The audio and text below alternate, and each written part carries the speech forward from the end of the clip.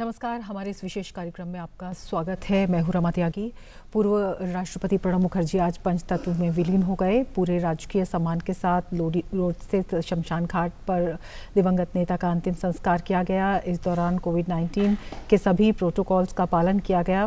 पूर्व राष्ट्रपति को अंतिम विदाई देने के लिए केंद्रीय मंत्रियों के साथ ही वरिष्ठ नेता और गणमान्य लोग भी पहुंचे। पूरे देश में शोक की लहर है। इससे पहले प्रणब दा का पार्थिव शरीर अंतिम दर्शन के लिए उनके 10 राजाजी मार्ग स्थित आवास पर रखा गया था, जहां राष्ट्रपति रामनाथ कोविंद, उपराष्ट्रपति एम वेंकैया नायडू, प्रधानमंत्री नरेंद्र मोदी, रक्षा मंत्री राजनाथ सिंह, सीडीएस बिपिन रावत और तीनों सेनाओं के प्रमुखों समेत कई नेताओं ने पूर्व राष्ट्रपति को श्रद्धांजलि दी। 84 वर्षीय प्रणब मुखर्जी को बीते 10 अगस्त को सैन्य अस्पताल में भर्ती कराया गया था। पूर्व राष्ट्रपति के निधन पर 7 दिन के राजकीय शोक की घोषणा की गई। प्रणब दा को भारत रत्न से भी सम्मानित किया गया था।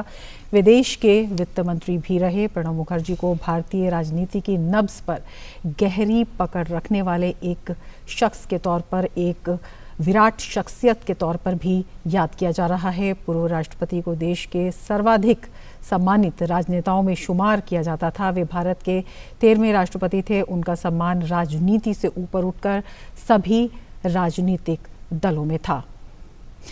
दिवंगत पूर्व राष्ट्रपति के सम्मान के तौर पर 31 अगस्त से 6 सितंबर तक पूरे भारत में 7 दिनों का राजकीय शोक मनाया जाएगा। इस दौरान पूरे भारत में राष्ट्रीय ध्वज झुका रहेगा। राजकीय शोक की इस अवधि के दौरान कोई आधिकारिक मनोरंजन का कार्यक्रम नहीं होगा। कैबिनेट की बैठक में भी पूर्व राष्ट्रपति और भारत रत्न प्रणब मुखर्जी के निधन पर शोक प्रस्ताव पारित किया गया। इस मौके पर 2 मिनट का मौन रखकर उन्हें श्रद्धांजलि दी गई। प्रस्ताव में कहा गया कि देश ने एक उत्कृष्ट नेता खो दिया। वे देश के 13वें राष्ट्रपति रहे। इससे पहले प्रणब मुखर्जी ने विदेश, रक्षा, वाणिज्य और वित्त मंत्री के रूप में देश की सेवा की। प्रणब मुखर्जी ने राष्ट्र निर्माण और भारतीय अर्थव्यवस्था पर एक से बढ़कर एक किताबें लिखी। 1997 में उन्हें सर्वश्रेष्ठ सांसद का सम्मान मिला। 2008 में पद्म विभूषण और 2019 में सर्वोच्च नागरिक सम्मान भारत रत्न से उन्हें नवाजा गया। पूर्व राष्ट्रपति ने राष्ट्रीय जीवन पर अपनी गहरी छाप छोड़ी। कैबिनेट शोक प्रस्ताव में सरकार और पूरे राष्ट्र की ओर से प्रणब मुखर्जी के देश के प्रति सेवा को नमन करते हुए उनके परिवारजनों के प्रति संवेदना व्यक्त की गई। पूर्व राष्ट्रपति प्रणब मुखर्जी के निधन पर राष्ट्रीय नेताओं के साथ साथ अंतर्राष्ट्रीय नेताओं ने भी दुख जताया और उनके योगदान को याद किया। इसमें अमेरिका, श्रीलंका, नेपाल, भूटान जैसे देश शामिल हैं। श्रीलंका के प्रधानमंत्री महिंदा राजपक्षे ने ट्वीट करके दुख जताया। उन्होंने अपने ट्वीट में लिखा कि वे एक राजनेता के रूप में उत्कृष्ट थे, एक लेखक और एक व्यक्ति जो सभी से प्यार करते थे। जिस जुनून के साथ उन्होंने अपने देश की सेवा की वो अद्वितीय है। उनके परिवार और दोस्तों के प्रति मेरी गहरी संवेदनाएं। भूटान के प्रधानमंत्री ने भी प्रणब मुखर्जी के निधन पर समस्त भूटान के नागरिकों की ओर से शोक जताया। उन्होंने ट्वीट कर कहा कि भूटान के नागरिकों की ओर से मैं भारत रत्न श्री प्रणब मुखर्जी के निधन पर अपना गहरा शोक व्यक्त करता हूं। हम उनके लिए प्रार्थना करते हैं और उनके परिजनों के लिए ताकत की कामना करते हैं। अमेरिकी डेमोक्रेट नेता जो बाइडेन ने भी पूर्व राष्ट्रपति प्रणब मुखर्जी के निधन पर शोक व्यक्त किया। उन्होंने ट्वीट कर कहा कि पूर्व राष्ट्रपति प्रणब मुखर्जी एक सच्चे लोक सेवक थे जो वैश्विक चुनौतियों से एक साथ निपटने में हमारे 2 राष्ट्रों के महत्व पर गहराई से विश्वास करते थे। चलो, मैं उनके निधन से काफ़ी दुखी हैं। मेरी प्रार्थनाएं उनके करीबियों और भारतीय नागरिकों के साथ हैं। रूस के राष्ट्रपति व्लादिमीर पुतिन ने पूर्व राष्ट्रपति प्रणब मुखर्जी के निधन पर संवेदना व्यक्त करते हुए उन्हें रूस का सच्चा दोस्त बताया। राष्ट्रपति रामनाथ कोविंद और प्रधानमंत्री नरेंद्र मोदी को भेजे अपने संदेश में पुतिन ने कहा कि मुखर्जी भारतीयता और उच्च अंतर्राष्ट्रीय समझ वाले सम्मानित व्यक्ति थे। रूसी राष्ट्रपति ने कहा कि दोनों देशों के बीच विशेष सामरिक भागीदारी वाले रिश्तों को मजबूत बनाने में मुखर्जी ने महत्वपूर्ण निजी योगदान दिया था। पुतिन ने दिवंगत राष्ट्रपति के परिजनों और भारत की जनता को अपने संवेदना संदेश भी भेजे। पूर्व राष्ट्रपति प्रणब मुखर्जी के निधन पर भारत ही नहीं बल्कि पूरे विश्व में शोक की लहर है। पड़ोसी देश बांग्लादेश ने प्रणबदा की मृत्यु पर एक दिन के राष्ट्रीय शोक की घोषणा की है। बांग्लादेश सरकार के मुताबिक 2 सितंबर यानी बुधवार को एक दिन का शोक होगा। इस दिन राष्ट्रीय ध्वज झुका रहेगा। बांग्लादेश की प्रधानमंत्री ने पीएम नरेंद्र मोदी को पत्र लिखकर अपने देश की जनता की तरफ से शोक संवेदना व्यक्त की। उन्होंने लिखा कि प्रणब मुखर्जी बांग्लादेश के सच्चे मित्र थे और बांग्लादेशी लोगों का बहुत प्यार सम्मान उन्हें हासिल था। उन्होंने दोनों देशों के बीच संबंधों को मजबूत करने में उनके दृढ़ समर्थन और योगदान को याद किया। बांग्लादेश ने 2013 में पूर्व राष्ट्रपति प्रणब मुखर्जी को बांग्लादेश मुक्त युद्ध सम्मान से सम्मानित किया था। तो देश भर में शोक की लहर है। देश विदेश में पूर्व राष्ट्रपति प्रणब मुखर्जी को श्रद्धांजलि अर्पित की जा रही है। उन्हें याद किया जा रहा है, उनके योगदान को याद किया जा रहा है।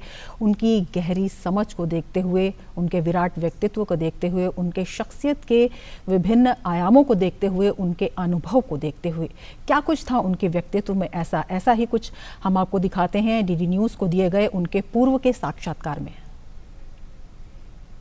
Mr. Mukherjee, you have been a minister in Indira Gandhi's cabinet. You have been minister in Narasimha Rao's cabinet. You are defense minister, you are foreign minister, you are finance minister. So what do you think is the value of experience?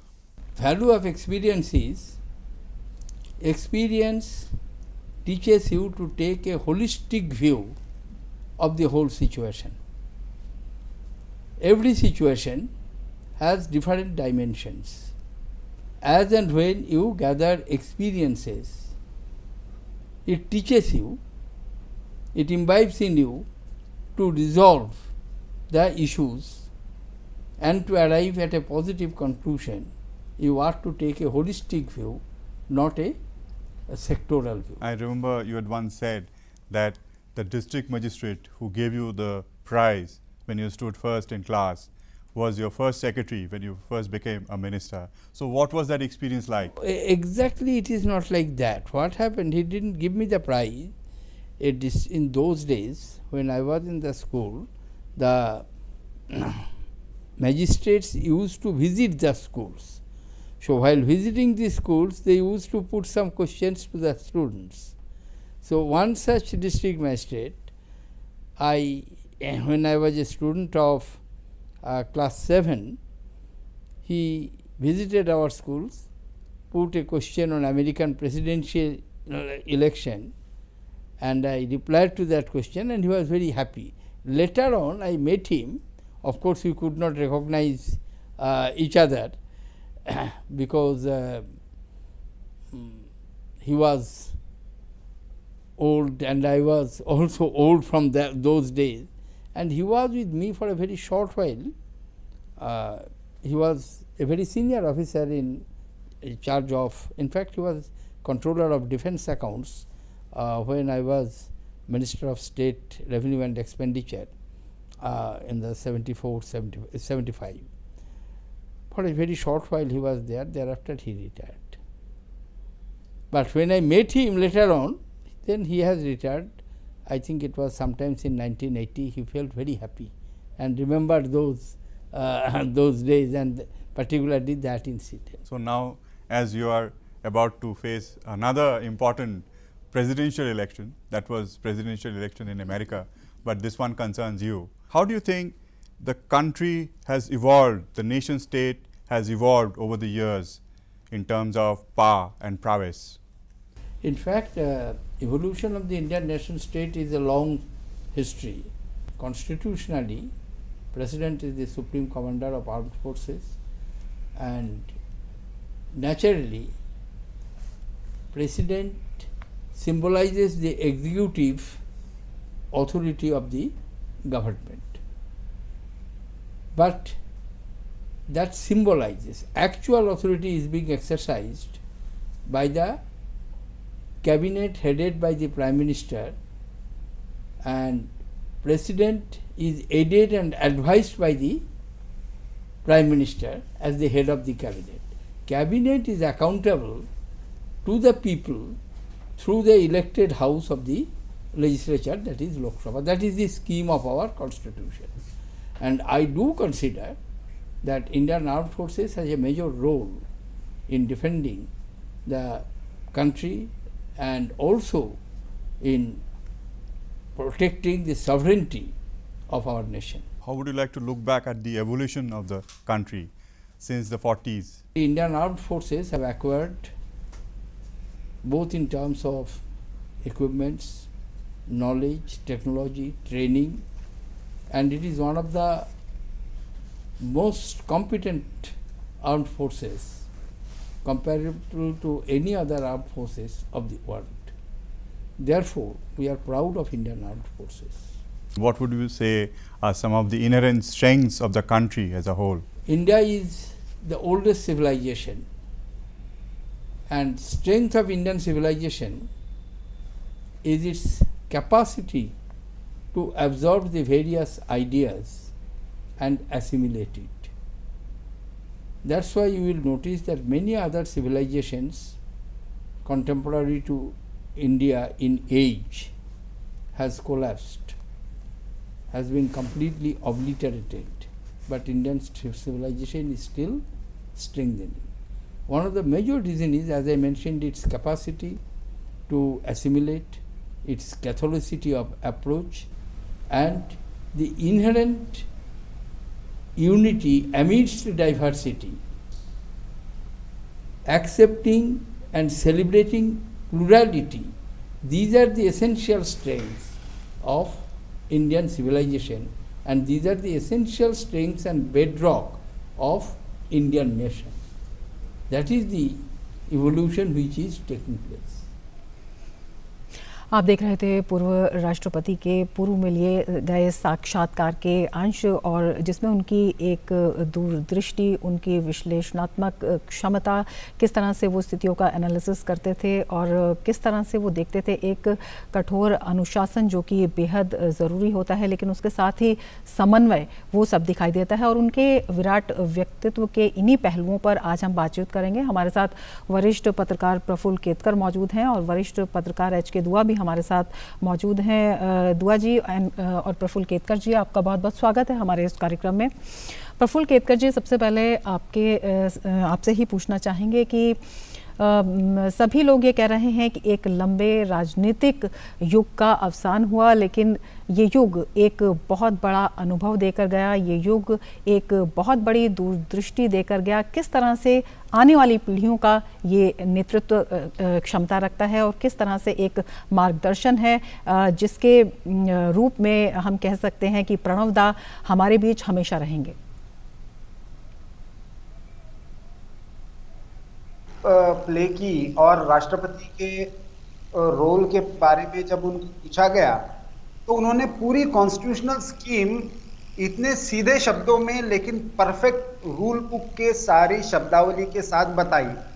वो दिखाता है प्रणव दा के व्यक्तित्व को। देखिए, वो बड़े स्पष्ट थे जिस भूमिका में वो जा रहे थे, उसकी कॉन्स्टिट्यूशनल सिंबलिज्म क्या है, लेकिन वास्तविकता क्या है। तो कैबिनेट जो प्रधानमंत्री के उसका एक तरह से उसकी सलाह पर मुझे चलना है, इस मानसिकता के साथ वो राष्ट्रपति भवन में गए थे। इसलिए हम ये देखते हैं कि ना डॉक्टर मनमोहन सिंह के साथ, ना बाद में प्रधानमंत्री में नरेंद्र मोदी के साथ उनका कोई फ्रिक्शन होता है किसी विषय पर, क्योंकि वो अपने कॉन्स्टिट्यूशनल, तो एक रूल बुक के साथ चलने वाला नेता, लेकिन जो फिर भी बहुत प्रैक्टिकल हो। जैसे उन्होंने अभी सिविलाइजेशनल हमारी स्ट्रेंथ के बारे में भी पूछा, उन्होंने यूनिटी की बात की, उन्होंने thread of unity amidst diversity की बात की, एक कंसेंसस बिल्डिंग, एक सिंथेसिस क्रिएट करने की हमारी क्षमताओं की बात की। तो ये दिखाता है कि पास्ट के प्रति विजन, प्रेजेंट का एक तरह से सेंस और फ्यूचर के लिए एक स्पष्ट दृष्टि कि किस आधार पर इस पास्ट से हमें सीखते हुए इस प्रेजेंट से मार्ग निकलना है ताकि हमारा भविष्य जो है वो प्रशस्त हो। उसके लिए मुझे लगता है कि प्रणव दा की जीवन और उनकी जीवनी अपने आप में आने वाली जनरेशन के लिए एक रोल मॉडल, एक टेक्स्ट बुक फॉर्म में हमारे सामने होगी। यदि आपको राजनीतिक जीवन में शुचिता और व्यावहारिकता इनका समन्वय देखना है तो प्रणबदा का जीवन हम देख सकते हैं। तो मुझे लगता है कि ऐसे में हम आने वाली जनरेशन्स के सामने उनके जीवन से जुड़े हुए अलग अलग पहलुओं को, उनके लेखन को, उनके राजनीतिक और राजनयिक, क्योंकि इंटरनेशनल लेवल पर भी चाहे इंटरनेशनल इकोनॉमिक ऑर्गेनाइजेशंस हो, चाहे पॉलिटिकल ऑर्गेनाइजेशंस हो या फॉरेन पॉलिसी के सारे मामले हो, उसमें उनका जो योगदान रहा, उन अनुभवों को हम जितना हो सके उतना संग्रहित करके आने वाली पीढ़ियों को यदि हस्तांतरित करते हैं तो ये टेक्स्ट बुक एक रोल मॉडल के रूप में निश्चित ही आने वाले समय की आने वाली पीढ़ी को मार्गदर्शन करेगा। बिल्कुल। एच के दुआ जी, आपसे भी जानना चाहेंगे, अपनी पार्टी के सामान्य कार्यकर्ता से शुरुआत करने के बाद जिस तरह से वो विभिन्न पदों पर आसीन हुए और राजनीतिक सफ़र में, राजनीतिक जीवन में जितने अहम पद माने जाते हैं उन पर वो आसीन हुए, बखूबी उस जिम्मेदारी को निभाया और राष्ट्रपति के पद पर वो पहुँचे और उसके बावजूद उनकी जो छवि थी बिल्कुल बेदाग छवि, विवादों से परे छवि, किस तरह की परिपाटी का ये आह्वान करती है? देखिए, उनका जो विश्वास था, एक तो unity of India, unity in diversity, वो प्लूरल सोसाइटी के बहुत बिलीवर थे कि ये देश कभी नहीं चल सकता जब सबको साथ ये करना चले, चाहे वो कम्युनिटी हो, रिलीजन हो, अगर और भी कई वजह होती हैं, जो डाइवर्स व्यूज होते हैं, सबको सुनते थे और उसके बाद वो सोच के फैसला देते थे कि क्या करना चाहिए। ये जो कंसेंसस फार्मूला था उनका करने का, middle of the road solution निकालना, सबको सुनना और उसके बाद एक रास्ता निकालना उस मसले का जो उनके सामने हो, जो डिस्कस कर रहे हो, कि किसी और नेता में इतनी क्षमता सुनने की नहीं है और फिर विद क्लैरिटी जो अपना वो बताते थे, ये रास्ता ठीक है, अगर ये रास्ता करेंगे तो उसमें ये दिक्कत हो जाएगी, ये रास्ता करेंगे तो उसमें वो दिक्कत है, ये रास्ता अच्छा है। तो एक रास्ता निकालने का, प्रॉब्लम सॉल्विंग की जो क्षमता थी उनकी, वो किसी और नेता में मैंने नहीं देखी। मिलते थे सबको, मैं भी मिलता था और अखबार वाले भी मिलते थे, एज एन MP भी मिलता था और बाद में भी जब राष्ट्रपति भवन छोड़ दिया और राजा जी मार्ग में रहने लग गए फिर तो और भी ज़्यादा मिलते थे। लेकिन एक चीज़ थी, कॉन्स्टिट्यूशन के दायरे में वो सोल्यूशन निकालते थे, उससे बाहर नहीं। अगर उनको पता है इससे जुडिशरी को मुश्किल होगी, वो रास्ता ठीक नहीं है। उनको पता है कि ये पब्लिक को मंजूर नहीं होगा, फिर भी उसमें से फिर निकालेंगे रास्ता कि पब्लिक को कैसे मंजूर हो, जुडिशियल कॉम्प्लिकेशन भी ना हो और आपका काम भी हो जाए। और अमूमन वो रास्ता वो निकालते थे कि जो प्रैक्टिकल भी हो। कोई ऐसा फैसला नहीं करते थे कि ब्यूरोक्रेसी ने उनको फाइल दे दी है और उन्होंने साइन कर दिए। पढ़ते थे और हमेशा ब्यूरोक्रेट को बुला के समझाते थे कि इसमें क्या मुश्किल होगी। ये नहीं, ब्यूरोक्रेसी पॉलिटिकल इम्प्लीकेशन कभी नहीं सोच पाती, लेकिन जब सोचा सोशल इम्प्लीकेशन को नहीं सोच कर पाते। तो ये जो सोचने की और एनालाइज करने का मामला और उसके बाद उससे रास्ता निकालना, ये किसी और नेता में मैंने इतना नहीं देखा। बिल्कुल। प्रफुल्ल केतकर जी, आपसे भी यही जानना चाहेंगे कि कहा जाता है कि जो एक सर्वश्रेष्ठ राजनीति की परिपाटी वही होती है कि मतभेद बेशक हों लेकिन मनभेद नहीं होना चाहिए और जो राष्ट्र के लिए उचित हो उस दिशा में आगे बढ़ना चाहिए। अपनी पार्टी के लिए उथल पुथल भरे दौर में बहुत से मौक़ों पर संकट मोचन के नाम पर वो सामने आए, ट्रबल शूटर नेता उन्हें कहा जाता था, लेकिन विभिन्न मौक़ों पर वो देश के लिए भी, विभिन्न नीतियों में भी बहुत से समय ऐसे आए हैं जब उनके योगदान को याद किया जा रहा है और उनके योगदान को देखा जा रहा है। इसके अलावा जिस तरह से वो संघ के एक कार्यक्रम में शामिल हुए, वहाँ पर मंच साझा किया उन्होंने और उसके बाद जो उनका ऐतिहासिक भाषण आया, तो किस तरह से वो भारतीय राजनीति को, हमारे देश को और प्रणबदा के पूरे व्यक्तित्व को एक तरह से व्याख्यायित करता है। देखिए रमा जी, हमें ये ध्यान में रखना चाहिए कि भारतीय लोकतंत्र में पॉलिटिकल अनटचेबिलिटी ये किसी भी हाल में, न केवल सोशल अनटचेबिलिटी, पॉलिटिकल अनटचेबिलिटी भी लोकतंत्र के लिए अच्छी नहीं है। ये मानने वालों में से एक प्रणबदा थे। और इस कारण से उनको घोर वामपंथी जो पश्चिम बंगाल में उनके विरोधक थे, उनसे लेकर भाजपा तक उनको किसी के साथ भी चर्चा करने में, बातचीत करने में, अपने व्यक्तिगत जीवन में दोस्ती बढ़ाने में कोई परहेज नहीं था। लेकिन संघ के साथ उनके जो संबंध है, बहुत लोग मानते हैं कि ये आज के 2-4 वर्षों के, लेकिन मेरी जहां तक जानकारी है 1970 के दशक से लगभग रामकृष्ण मिशन और राष्ट्रीय स्वयंसेवक संघ ऐसे 2 संगठन रहे जिनकी वो भारत के संदर्भ में एक निश्चित भूमिका देखते थे। खास करके पूर्वोत्तर के संबंध में उनकी जो दृष्टि थी नॉर्थ ईस्ट के बारे में, बल्कि इस पर मेरी एक बार उनकी विस्तृत रूप से उनके साथ चर्चा भी हुई थी जब मैंने संघ के 90 वर्ष वाला अंक उनको प्रेजेंट करने के लिए गया था। तो उन्होंने ये मुझे याद दिलाया कि 1925 में जब राष्ट्रीय स्वयंसेवक संघ के 100 वर्ष होंगे तब इंटीग्रेशन का कैसा ये देख सकते हो और ऑर्गेनाइजर उसको क्या किस तरीके से रिप्रेजेंट करता है।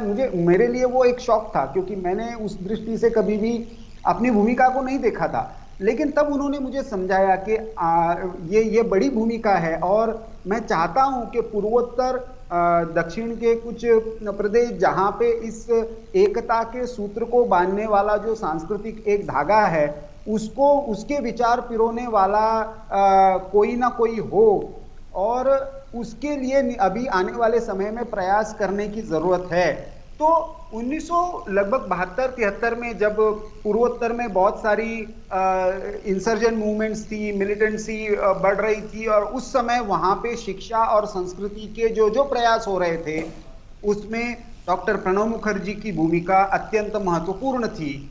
उस समय के चाहे सरसंघ चालक हो या अन्य रामकृष्ण मिशन से जुड़े हुए अनेक साधु हो, उनके साथ एक समन्वय के भूमिका लेते हुए उन्होंने पूर्वोत्तर में वहां पे शिक्षा और बाकी सारे विषयों को लेकर जिस तरह का एक नेटवर्क खड़ा करने में एक महत्वपूर्ण भूमिका निभाई।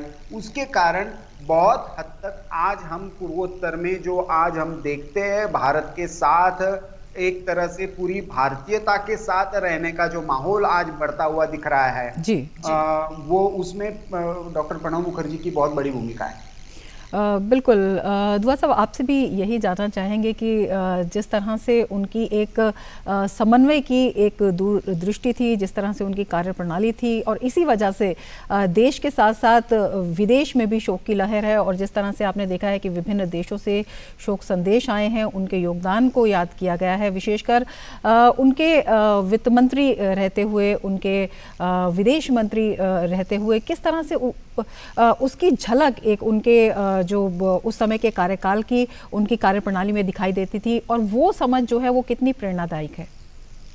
मैंने उनसे एक बार पूछा कि इतने बड़े बड़े पोर्टफोलियो आपने किए हैं, फाइनेंस किया है, एक्सटर्नल अफेयर्स किया है विदेश का, और उसके बाद डिफेंस भी किया है, सबसे कौन सी मिनिस्ट्री आपने एंजॉय की है? वो कहते थे पावर तो जो है एक मिनिस्टर की जो होती है वो फाइनेंस मिनिस्ट्री सबसे ज्यादा होती है, लेकिन वो बड़ा टैक्सिंग पोर्टफोलियो है। मजाक में कहते हैं बड़ा टैक्सिंग पोर्टफोलियो, लेकिन जो कहते हैं तो मेरे एक्सटर्नल अफेयर्स में मेरा काफ़ी दिलचस्पी थी, फॉरेन पॉलिसी में बहुत दिलचस्पी थी, और कई लोगों से जो बात की, हर एक से कुछ सीखने को मिलता है, वो कहीं और नहीं मिलता। लेकिन as a finance minister also वो बहुत ट्रैवल करते थे world financial and trade organisations में, और डिफेंस का जो न्यूक्लियर डील की हमने, उससे पहले कुछ हफ्ते ही पहले वो वाशिंगटन गए थे, और उनका जो डिफेंस एग्रीमेंट उन्होंने साइन किया था, लुकिंग एट द फ्यूचर कि आगे जाके क्या कोऑपरेशन होगी इंडिया और अमेरिका की, वो बड़ी एक सेमिनार एग्रीमेंट थी। और उसके बाद फिर जब न्यूक्लियर डील साइन हुई जो डॉक्टर मनमोहन सिंह ने की है, उससे काफ़ी फॉरेन पॉलिसी में काफ़ी चेंज आया। लेकिन उनका जो सबसे एक्सपीरियंस जो था वो हर मिनिस्ट्री का था, क्योंकि जो भी मसला हल नहीं होता था प्राइम मिनिस्टर उनको सॉर्ट आउट करने के लिए कहते थे, या एक ग्रुप बना देते थे, ग्रुप ऑफ मिनिस्टर्स, वो सॉर्ट आउट करेंगे, चेयरमैन प्रणब मुखर्जी होंगे। 52 ग्रुप्स के, इंटर मिनिस्ट्री ग्रुप के chairman of mister Pranab Mukherjee हुआ करते थे। बल्कि मुश्किल ये हो गई कि उनकी मीटिंग कहाँ से, रोज कितने ग्रुप को मिल सकते हैं, अपना भी काम निकालना है।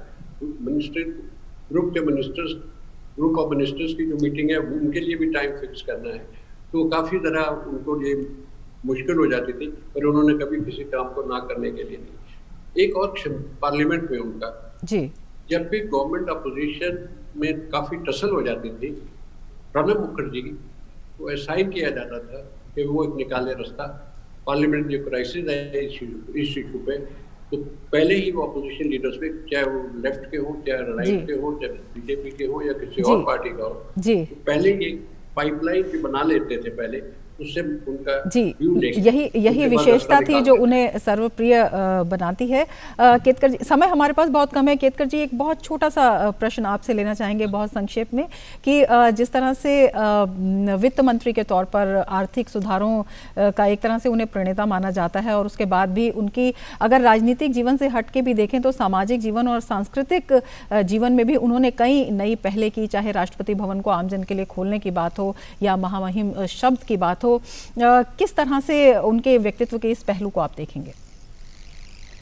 देखिए, उनके लिए जो सुधार की हम बात करते हैं, वो सुधार उनके लिए आइसोलेशन में नहीं थे।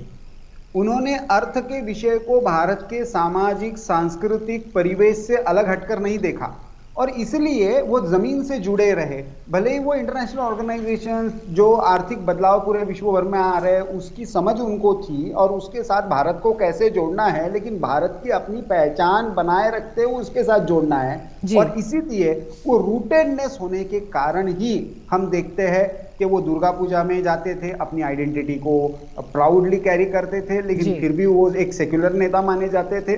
तो ये जो उनकी खासियत थी, उसने उनको ये चाहे महामहिम पद से निकलना हो या स्कॉलर्स के लिए राष्ट्रपति भवन खुला करना हो, राष्ट्रपति भवन में म्यूजियम बनाना हो, ये सारे दिखाता है कि एक विद्वान होकर भी पीपल सेंट्रिक होना ये बहुत बड़ी कसरत होती है। वो बिल्कुल शीर्ष पद पर पहुंचने के बाद भी जमीन से जुड़ाव और प्रगति की राह में भी अपनी संस्कृति को आगे बढ़ाना, और किस तरह से जो उनका एक कनेक्ट था वो हमेशा से याद रखा जाएगा। प्रफुल्ल केतकर जी आपका और एच के दुआ जी आपका हमारे इस विशेष कार्यक्रम में जुड़ने के लिए बहुत बहुत शुक्रिया।